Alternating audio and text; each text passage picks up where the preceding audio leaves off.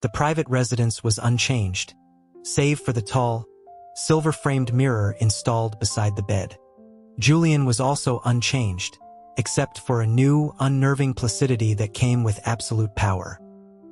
He caressed the reflection of the man before him, his fingers tracing the pale line of Adrian's lips down to the stark white of his shirt collar. He mused that Adrian had once taught him how men of substance use mirrors to examine their souls, not their attire. It was a sentiment with some merit, he supposed. He pointed out how the man in the glass had the face of a saint, yet harbored the heart of a serpent.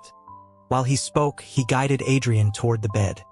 Adrian's gaze remained lowered as he politely declined, stating that it was the president's bed and not his place. Julian's good humor vanished, his eyes narrowing to dangerous slits. He reminded Adrian that he had sat in the president's chair in the Oval Office before, so he should have nothing to fear. Then he let the smile fade completely, his voice dropping as he poked a finger into Adrian's chest. He wondered if the issue was that Adrian's heart belonged to Leo back at Havenwood, making him reluctant to be intimate. He asked, with pointed cruelty, if Adrian and Leo had not already been more than intimate. Adrian grunted, his response a flat, stinging slap across Julian's face. A slow smile spread across his own lips. He informed the president that Leo was also his student and asked him what he thought that implied. Leo Valerius was Adrian's student, Julian's only brother, and the greatest stain on the family's legacy. Years ago, when the former president was bedridden and failing, Adrian's father, Marcus Thorne, had been a frequent visitor to the residence. It was during that precise time that a young aide, a favorite of the president, had become pregnant. A hushed and profound scandal settled over the entire administration. Julian could never bear to hear Leo's name.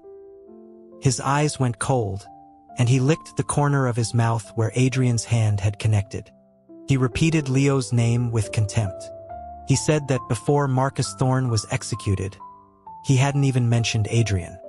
His last words had been about Leo, begging Julian through blood and tears to spare the bastard's life in the future. Julian paused, a malicious grin spreading across his face as he watched Adrian for a reaction. He was met with the same infuriating, placid silence. Julian confessed that he had not agreed. He had sworn an oath that they would all die horribly. He was, after all, a student Adrian had personally raised. Julian always knew exactly where to twist the knife. 19 years ago, Marcus Thorne had installed himself as regent, his power absolute and his influence at its zenith. It was in a cavernous, black-draped memorial hall that Adrian first met the young Julian Valerius. The boy knelt before a row of portraits, his uncle, his grandfather, his cousins, more than a dozen family members, all of whom had been brought together for this grim reunion by a single dose of poison from Marcus Thorne. The small child, dressed in a black suit, was sobbing uncontrollably. He had looked up and asked if Adrian was truly his new mentor. Adrian sized him up and gave a perfunctory nod, confirming he was. The cherubic little boy wiped his tears, his face full of an innocent trust as he declared Adrian looked like an angel. He said they had lied to him because an angel would never hurt him. Adrian adjusted the collar of his cashmere coat and kicked the boy squarely in the chest. A sharpened letter opener, clutched in the child's hand, clattered to the marble floor. His assassination attempt foiled, the boy's expression transformed into one of pure hatred, contempt, and unbreakable pride. Adrian had smiled, a picture of benevolence, and told the boy he was happy for him. It seemed His Excellency's circle of loyalists had just grown by one. The new loyalist had Julian stripped and locked in the estate's wine cellar. It was the dead of winter. To survive, the boy's only option was to huddle for warmth against the cold. Stinking corpse of a security guard his father had also eliminated. Julian's spirit was strong. He refused to make a sound, clearly intent on wasting Adrian's efforts to teach him the art of submission. But a good teacher required patience as well as purpose. Adrian waited in comfort for 3 days and 3 nights before he finally heard Julian's hoarse voice cry out for his mentor. followed by the sound of his head hitting the stone floor in a gesture of resentful fealty. With the formalities of his tutelage established, Adrian magnanimously declared that all was forgiven. He not only patted the boy's head like a dog, but also rewarded him with a piece of warm steak from his own plate. He just hadn't anticipated how long a dog could hold a grudge. The boy somehow acquired a venomous spider he kept with the intent of having it bite Adrian. He tried slipping laxatives into Adrian's coffee and even feigned being poisoned himself when an outside dignitary came to visit, collapsing dramatically. Did he think anyone was fooled? Adrian dislocated his jaw and poured a glass of warm water down his throat. Julian immediately clutched his stomach, grabbed the spider that was still clinging to his sleeve, and sprinted for the restroom. The sweating, panicked dignitary breathed a sigh of relief, proclaiming Adrian's medical skills to be extraordinary. Adrian had demurred, saying he was hardly worthy of such praise. Julian never gave up. His efforts became bolder. He feigned weakness, feigned madness, and feigned ruthless aggression, but Adrian countered and retaliated every single time. After enough failures, the boy finally learned his lesson. He put on a mask of respect and reverence for his teacher. Adrian, once again, generously patted his head. It was firm, unyielding, just like the boy himself. He played the part of a puppet in cabinet meetings, walked on eggshells before the other advisors, and endured humiliation from the household staff. But in secret, he was turning his enemies against each other, a ruthless predator setting traps. He used the few officials still loyal to his family as his instruments, becoming an ant that could deliver a fatal bite. The person who got bit was furious, but instead of biting back, he chose to simply crush the ant under his heel. At a state dinner, Marcus Thorne put something in Julian's drink, intending for him to compromise himself with some young intern and produce an heir who would be both legitimate and pliable. No one could have predicted that Adrian would be passing through the gardens at that exact moment. And no one could have predicted that Julian would shove him behind a marble statue, seize his face, and force the rest of the drugged wine from his own mouth into Adrian's. Perhaps the drug worked too quickly, or perhaps Julian had long harbored a desire to desecrate his teacher. Neither of them left. Adrian nearly bit through his shoulder. Julian slammed him against the cold stone until he felt he would shatter. Julian was like a shameless dog, panting and wagging his tail as he gnawed on a bone. He'd slurred that Marcus was so generous, willing to share even his beautiful son with the president. Adrian, grimacing in pain, grabbed Julian's hair and smashed his head back against the statue. He'd retorted that the president wasn't so bad himself, not much different from the high-priced escorts that frequented the capital's finest hotels. There was blood everywhere. Neither showed the other any mercy, and neither could explain why, long after the drug should have worn off, they didn't stop. After that, they would find moments to unleash their savagery on each other in private. Two wild animals locked away in the gilded cage of the capital, seeking nothing but a moment's violent pleasure. In the halls of power, they were two sworn enemies, seeking nothing but the other's utter destruction. This continued until 3 years ago. Julian had become increasingly cunning, managing to rally a coalition of senators to demand the restoration of his family's executive powers. Marcus Thorne could no longer tolerate him. Just before the storm broke, he used his authority as regent to issue one final, fraudulent executive order. He appointed Leo as the administrator of the Havenwood estate and named Adrian as his chief advisor, responsible for escorting him there. On their last night, Adrian and Julian indulged one another with a silent, mutual understanding. Julian used every art he knew in a rare attempt to please him. Afterwards, Adrian lay sweating and spent on the bed, feigning sleep. Julian, showing no disgust, buried his face in Adrian's neck, kissing him again and again like a puppy seeking affection. He asked if his mentor would grant him one request. Adrian opened his eyes, intrigued. He told him to ask. Julian's expression was deadly serious. He asked Adrian to kill the bastard for him. In return, he promised to clear Adrian's name and grant him a position of immense power. Adrian looked into the depths of his earnest eyes and smiled faintly. He suggested that if His Excellency were willing to concede defeat, he thought his father might be inclined to let him live. They both laughed, wild and unrestrained. They held each other in a death grip. He knew Adrian would never be a loyal servant. Adrian knew Julian would never spare a single member of the Thorn family. His father's fall from power was faster than Adrian had anticipated. A month ago, he was executed by lethal injection, the event broadcast on every major news network. According to an informant, Marcus Thorn was barely human by the end. Yet he endured it all, shouting the former president's name over and over until his last breath. Some speculated it was a confession. Others said it was a cry of defiance. At the same time, an urgent summons arrived at Havenwood, recalling the administrator and his chief advisor to the capital. Leo did not want to go. Adrian advised him to think clearly. With a ready-made excuse, Julian would surely dispatch forces to Havenwood. Adrian promised to stay behind and cover his retreat, but Leo would have to live the rest of his life in hiding. The boy burst into tears, crying that he would go. He begged Adrian not to die. Adrian was pleased. Leo truly respected him as a teacher. In return, he did not tell him that returning to the capital meant certain death for himself as well. He only hoped to use his worthless life to secure a future of wealth and comfort for the boy. As expected, upon their arrival, he and Leo were immediately separated. But Adrian was not taken to a prison.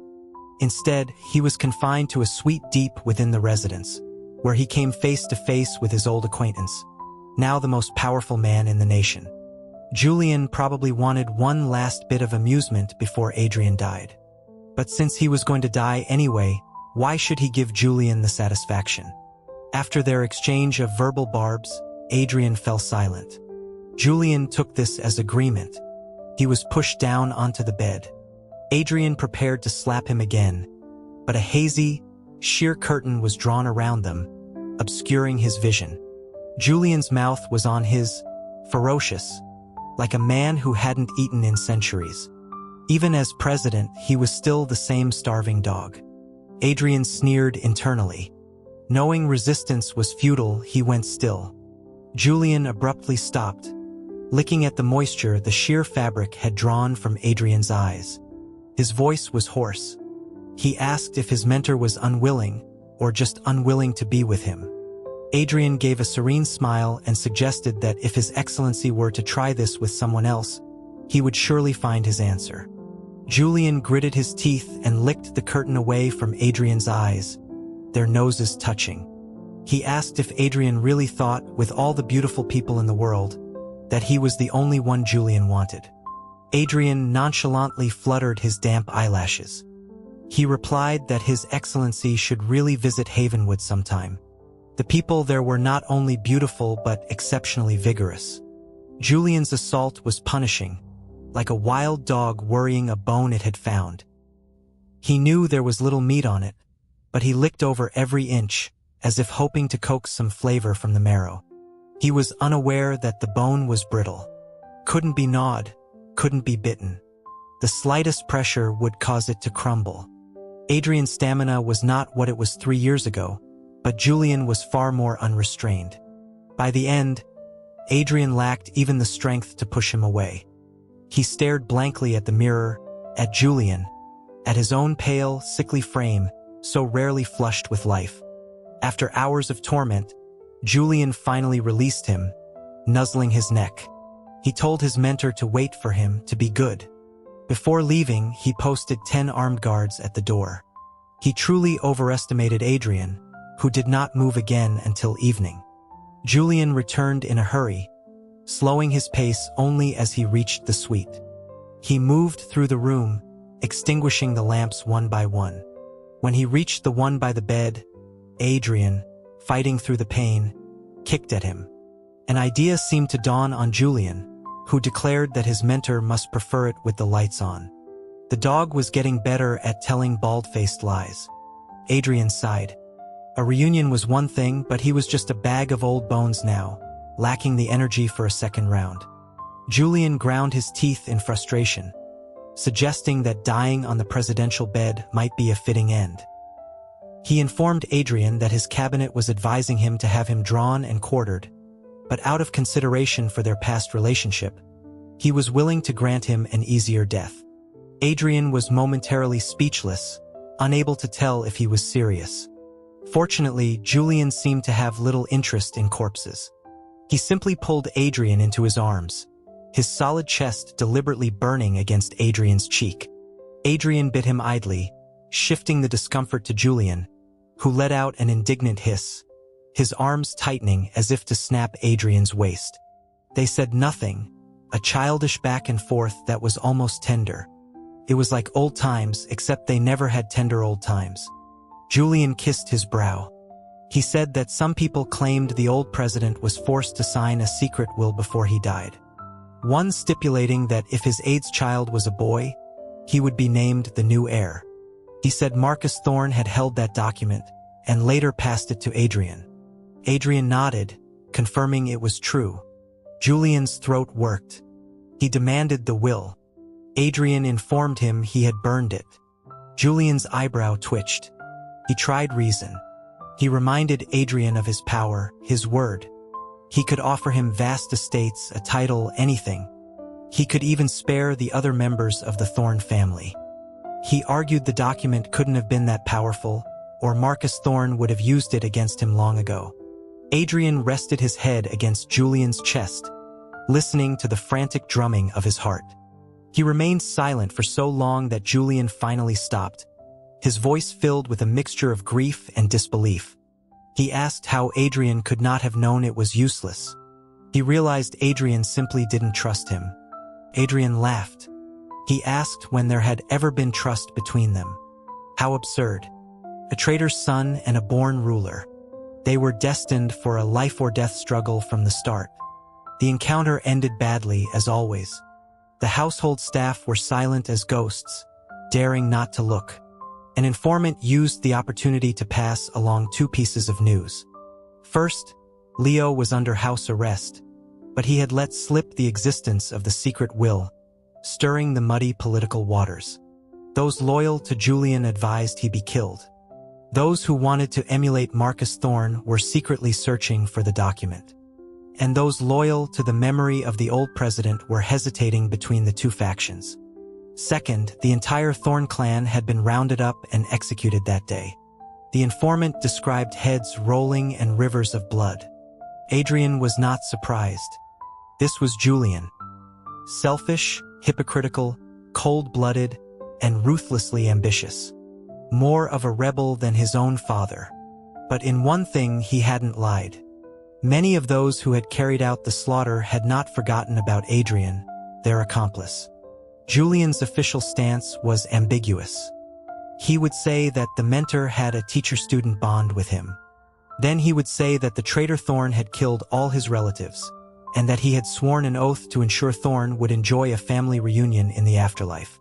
With news of the will spreading, Julian must have been overwhelmed. Adrian prepared himself for torture and interrogation. Instead, it seemed he was forgotten, abandoned in this deep palace. He was content with the quiet, feeling a sense of relief. His sleep grew longer and deeper with each passing day. In his dreams, he saw his father and the former President Valerius. It was 18 years ago. Marcus Thorne, armed, would stride into the president's private quarters. He ordered Adrian to stand guard outside and kill anyone who tried to approach. Inside, Thorne would humiliate the president, who was so sick he could only cry out. Later, knowing Adrian was outside, his cries turned to muffled, pained sobs, like a dying phoenix. Once, driven to desperation, he stabbed Thorne's hand with a hidden knife and tried to crawl away. Adrian saw through a crack in the door as a bloodied hand grabbed his shockingly thin ankle and dragged him back behind the trembling bed curtains. He heard Thorne's voice, intimate and deranged, chanting his name. Valerius, Valerius, my Valerius. Though startled, Adrian had only thought with detached indifference that the reason there were never any women in their home was because a man resided in his father's heart. He was wrong. Utterly wrong. Sometime later, Thorne brought a woman with an unfamiliar face into the president's suite. He forgot to dismiss Adrian, who inadvertently witnessed the regime's darkest secret. The president had been drugged into a stupor, like a mindless animal, and Marcus Thorne sat by the bed, watching them with cold, hateful eyes, as if he wanted to devour them both. He watched the entire affair. A clap of thunder woke Adrian from the twisted dream. The suite was silent. The staff who watched his every move during the day were gone. The cloying fragrance that had permeated the room for days was also gone. He felt a moment of disorientation, then a sweetness in his throat. He coughed up blood. This was supposed to have been his last sleep. A flash of lightning illuminated the room, and he started. Someone was sitting silently by his bed. It was Julian. He was suddenly pulled into a crushing embrace, held with the force one might use to slaughter an animal. And then Julian did just that, slicing open Adrian's wrist. Adrian sucked in a sharp breath, both surprised and not. He thought he would have been allowed to die peacefully in his dreams. Julian's lips twisted, the hatred in his eyes so thick it was almost tangible, reminding Adrian of Thorne's expression as he watched the old president. Julian replied that would have been far too easy on his mentor. In that moment, Adrian recalled what came next, the part the dream hadn't shown him. It was another stormy night. Leo was born. His mother died in childbirth. News came from the residence that the president had died suddenly. Even watched and unable to take his own life, he had died of a broken heart. Marcus Thorne should have been triumphant. He had laughed, standing in the pouring rain, his mind already calculating how to seize control of this beautiful, leaderless country. But the smile froze on his lips. He took 2 stumbling steps forward and collapsed in the mud. Adrian went to help him and was struck with a heavy backhand.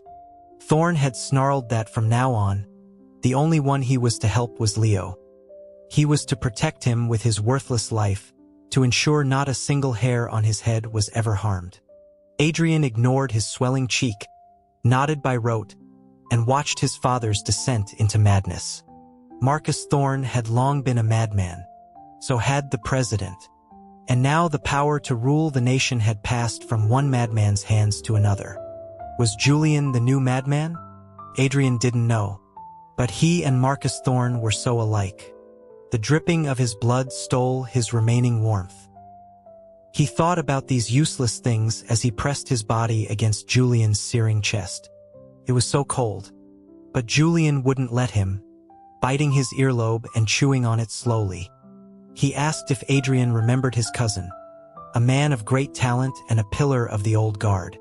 He had been Adrian's friend, believed his nonsense about being forced by filial duty. When Julian's grandfather was poisoned, his cousin had arranged an escape route for Adrian, even planned to go with him.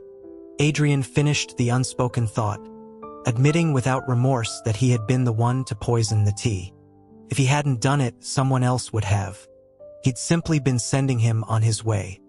Julian nearly bit through his earlobe, his hatred at its peak. He hissed that a man's life had bought Adrian a promotion. A human life, worth nothing more than a deputy chief of staff position? Adrian shook his head and laughed out loud. He pointed out that the position was second only to the regent himself. How could anyone say it was only that? The lives of the elite were already valuable enough. What about the lives of ordinary people? 10,000 of them wouldn't buy you anything but 1,000 miles of skeletons in the wilderness. Bloody fingers plunged down his throat, choking off his laughter. He coughed, but still he laughed. He asked Julian what about him. Did he remember his uncle? After the old president died, even with Thorne's knife at his chest, his uncle had shown no fear, demanding Julian be named heir immediately, unlike the cowards who wanted to wait and see if Leo was born.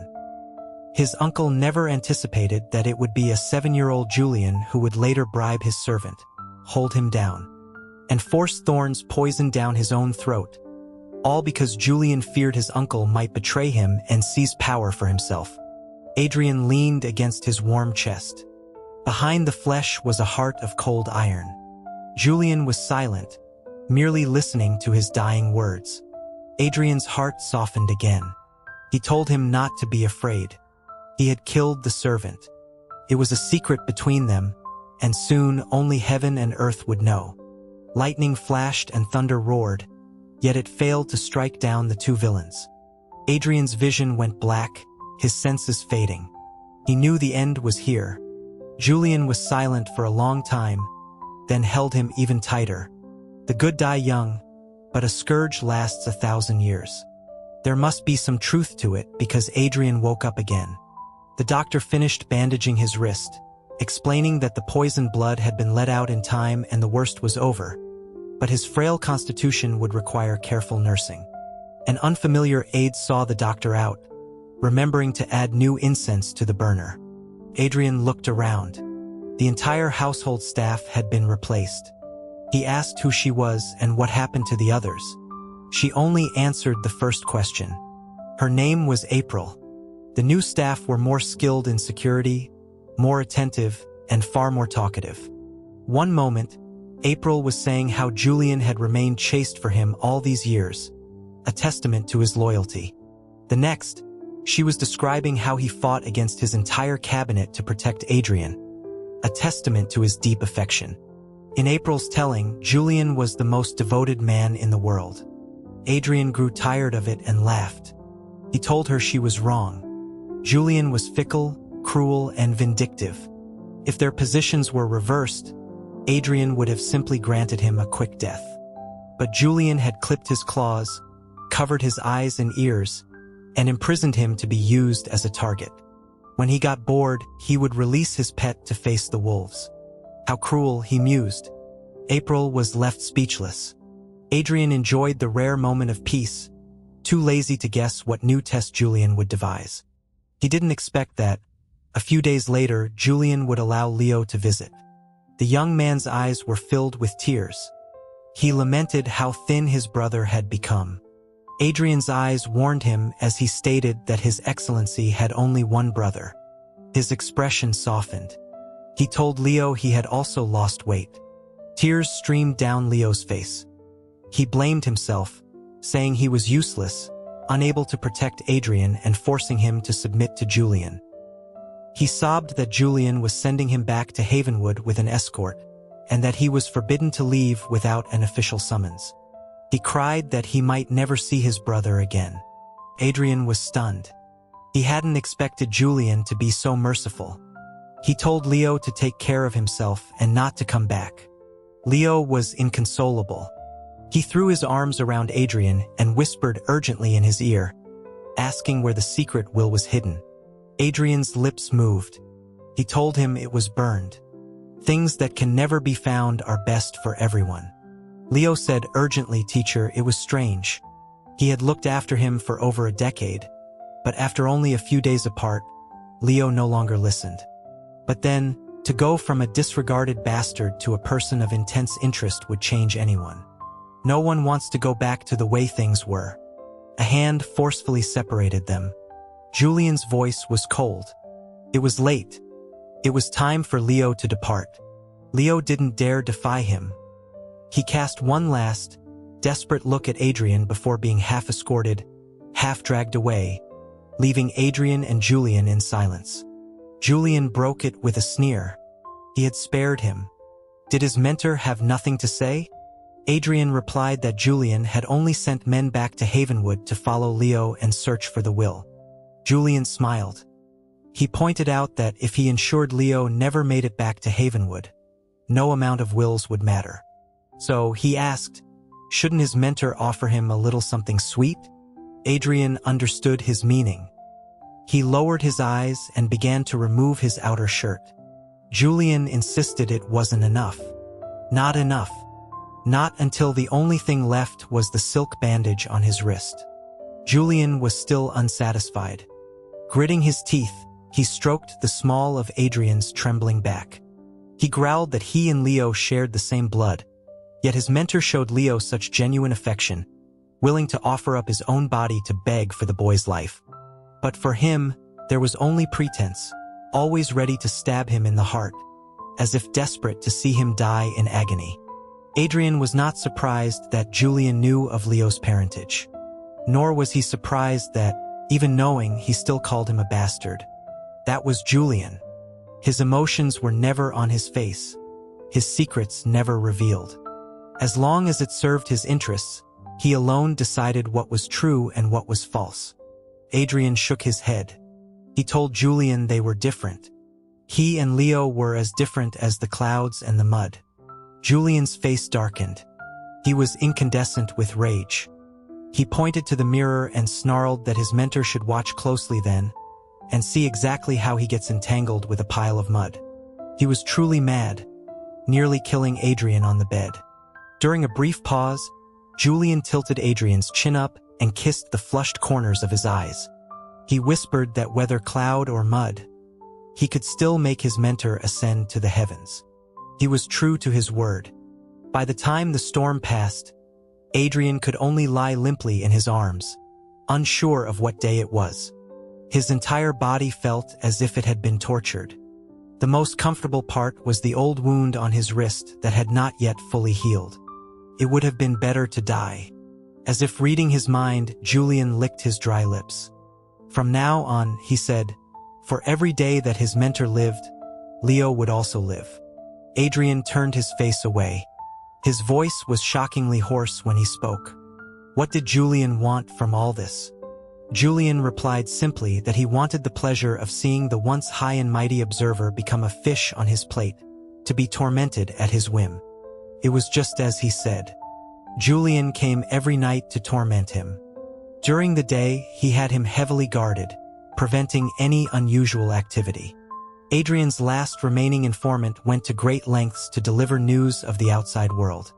Leo had returned to Havenwood without incident. On the surface, he was a compliant administrator. In secret, he dispatched agents to search for the will. In the capital, the senators, each with their own agenda, maintained a tacit silence about him. They did, however, speak of Adrian. Early on, some had advised that Julian's humiliation of him was excessive, and it would be better to grant him an honorable death. After Julian demoted that senator, no one else had the inclination to plead for a dignified end for him. Later, when Julian began to spend his days in his private residence, everyone finally understood. They labeled Adrian a degenerate siren who would bring down the nation. They wrote petitions, urging Julian to change his mind and dispose of him. Eventually, this last informant also disappeared. Adrian could only wait, waiting for the moment Julian could no longer bear the pressure and would be forced to resolve the situation, just as the old president had with Marcus Thorne. Julian held out for a full year, which meant Adrian was tormented for a full year. Julian forced him to take tonics and medicines, which managed to keep his precarious life from ending. One night, Julian squeezed his hand. He told his mentor that he was getting married. Adrian said calmly that it was a good thing. A stable presidential marriage meant a stable government, which meant a stable nation. Julian bit him in frustration. He asked if his mentor didn't want to know who he was marrying. It would be one of the two most powerful political families, the Cabots or the Lodges. Julian answered his own question. The Cabot daughter was plain. The Lodge daughter was aggressive. The Thorne daughter, however, was beautiful and gentle. A perfect match. Adrian frowned. The entire Thorne family was dead. Where would a daughter come from? He told Julian he was insane. Thinking of a certain possibility, he asked in disbelief if Julian thought everyone was blind and deaf. Julian replied that there were always ways to deceive the world. For a moment, Adrian believed he held some genuine affection for him, but he would rather he didn't. Did Julian know the consequences of throwing the government into chaos? Had he ever seen the misery of a nation in turmoil? What did he think being president was? A madman cannot hold on to power. The old president couldn't. Marcus Thorne couldn't. And Julian? He would be no exception. Adrian stared at him, unwavering. Julian's face grew darker and darker, but Adrian knew he would give up. Some days later, April was particularly careful as she poured his coffee. Adrian asked which family's daughter he had chosen. Her hand trembled, spilling a few drops. She stammered that it was the Landry family's daughter, not the Cabots or the Lodges who had supported him from the beginning. Adrian remembered the Landrys were opportunists who had only joined his side halfway through his rise. Still, it was better than choosing a non-existent thorn. Seeing Adrian's silence, April became even more cautious, adding that the wedding was to be held next month, a rushed affair that suggested it wasn't being taken very seriously. Adrian just smiled, unconcerned. As the day approached, Julian invited him to attend the ceremony. His biological father had died early, he said, and his mentor had raised him, making him a surrogate father. It was only natural that he would want Adrian present for such an important event. He wasn't smiling. It was a clear taunt, a mockery of their sordid, secret past. Adrian looked at this dog who called him teacher but abused him nightly, and smiled calmly. Of course he would go. The wedding ceremony was a grand affair. After the vows, a state dinner was held. Adrian was given a seat. Countless eyes, some hidden, some overt, stabbed at him. Whispers filled the hall. So that's him? He really is quite beautiful. To think a traitor's son who caused such chaos is still alive. Despicable, submitting himself to another man just to survive. He sat at the lowest table, meeting each gaze with a calm, steady look until the voices slowly died down. Leo was also there. Adrian smiled at him. Leo started, opening his mouth to speak, but was pulled back by an old man with a goatee at his side. He immediately shut his mouth, a look of guilt and conflict on his face. He shouldn't have come, but it was too late to say anything now. The dinner began. Julian rose, holding a glass of wine, his expression unreadable. To the health of the Commonwealth, he said, "Let us all drink." The senators echoed him. To the health of the Commonwealth. Adrian raised his glass with them. The strong liquor burned his insides. Julian addressed the entire room. He and his bride, he said, had known each other since they were young. In those days, when the traitor Thorn was in power, Julian had faced death several times. It was only through her secret help that he had survived. Sweat blurred Adrian's vision. He struggled to appear nonchalant. Julian continued, saying that heaven itself had blessed their union. To have such a wife, he would cherish her always. Adrian's teacup slipped from his hand, and he collapsed onto the floor. Julian's expression changed. He rushed down from the high platform, screaming for a doctor. But when blood is pouring from every orifice, how can one be saved? Julian grabbed him, frantically wiping the blood from his mouth, repeating over and over that it wasn't him. It really wasn't him. Adrian could vaguely see his face. He was terrified, trembling, wiping at the blood that would never come clean. In his last moments, Adrian had the strength to leave him with some final words. But he said nothing. He would leave him with nothing. After you die, first you lose your sight, then your ability to speak. Hearing is the last to go. And so, he heard Leo slam his hand on the table and rise to his feet. He accused Julian Valerius of being a wolf, of colluding with the traitor Thorn, of hiding the former president's secret will. His claim to power was illegitimate, and every citizen had the right to overthrow him. He shouted that even if Julian killed Adrian Thorn, it was useless. Adrian had already given him the will. How had Leo become so stupid? If he had stayed quietly at Havenwood, he could have lived a long, peaceful life. What made him think he could win now? With a secret will that never existed? Before his downfall, Marcus Thorn had met with Adrian in secret. He left him only a letter. The letter said that Julian was his son. After the old president came to power, he had been unable to produce an heir. To stabilize the government, he had secretly agreed to raise Thorn's child as his own, until a true royal heir was born, at which point the line of succession would be changed. It was a solution for the time. But the president had died too soon, and Leo had come too late. And Thorn, for his own selfish reasons, had kept silent. Now, on the verge of death, his conscience had moved him. Unwilling to see the country change hands, he had revealed the secret. A letter alone was not enough.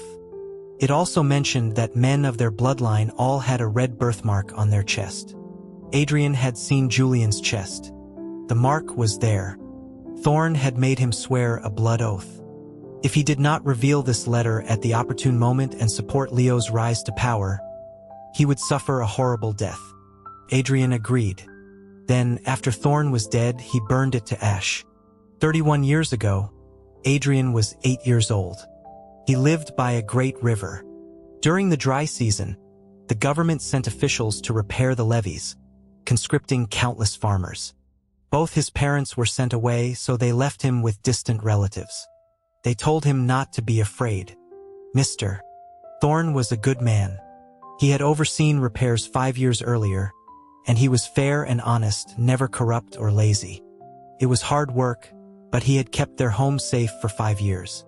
Adrian was relieved and waited for his parents to come back for him. He waited until the rainy season. The river flooded. In a single day, tens of thousands along the banks were dead or missing. Refugees fleeing north told him that the conscripted workers had all been worked to death long ago. Mr. Thorn was never seen on sight. The men under him had no supervision. They bullied those below them and flattered those above, taking bribes and squeezing the last drop of blood from the laborers. The levees they built were even worse than before. Besides the common people, not a single official was worried. It wasn't their home. Later, the scandal grew too large to ignore. The corrupt officials were all executed. Only Marcus Thorn remained unscathed. When he returned to the capital, the president did not reprimand him, but instead showered him with rewards, saying it was not his fault and he shouldn't blame himself. So whose fault was it? The president's? His mother and father's? The tens of thousands who died? Adrian traveled north, intending to go to the capital and demand an answer. He begged for food by day and slept in mass graves by night, scavenging what he could from the newly dead. Until one day he saw Marcus Thorn killing someone in a potter's field. A woman was on the ground, begging him for her life. Thorn slashed her face and asked coldly where the child was. She said nothing, only shaking her head. Thorn killed her without a second thought. Then he saw Adrian trembling among the corpses. His eyes were red. He muttered to himself, "Good. Now I have a son too." Thorn was neither good nor bad to him. Though strict, he provided him with fine clothes and food. But his fits of madness grew longer, his moments of lucidity shorter. The beatings became more frequent. But without him, Adrian would have died long ago. So he was grateful. He let Leo, the boy Thorn cared so much about, live a few extra years. But he was also filled with hatred. He was determined to have his revenge on those who deserved it. The old president valued his ancestral legacy, so Adrian wanted to see his family's lines severed. Leo, in his ambition for power, would poison Adrian to frame Julian, so he deserved to never sit on the throne and to die a brutal death.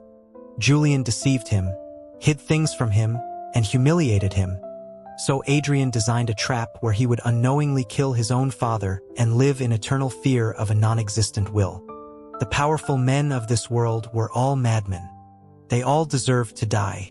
And there was one more. A man who killed the innocent, betrayed his friends, and murdered his adoptive father. He had to make sure that he, too, would not die a good death.